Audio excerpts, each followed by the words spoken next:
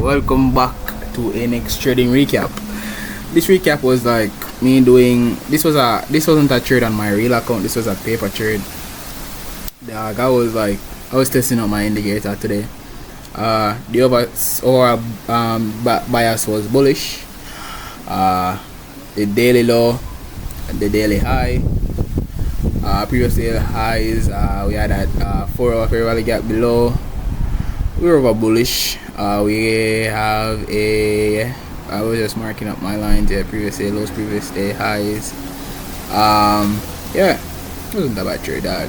It was a bad trade because I know the bias was bullish, right? So the first time I got stopped out, this was equilibrium at range. I was going for the daily range. I was going for previous daily range. So the equilibrium, it did tap equilibrium, but it didn't tap the previous day equilibrium, right? It tapped today's equilibrium. Alright, I was longs. I was going for the previous day highs or London highs, right? This is where I set up my paper trade account because I already had an account, but I was fighting with this dog. But anywho, it wasn't a bad trade. It was a horrible trade, dog, because I over leveraged. Even though this is a demo, you should still treat it like you owe it a normal trade.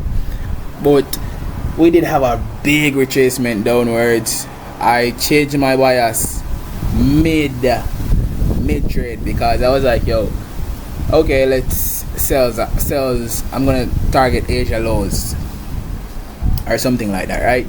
I was targeting Asia lows. No, I think I was targeting previous day equilibrium, if I'm not wrong. Yeah, but this was horrible, dog. But I don't have a problem with this trade, dog.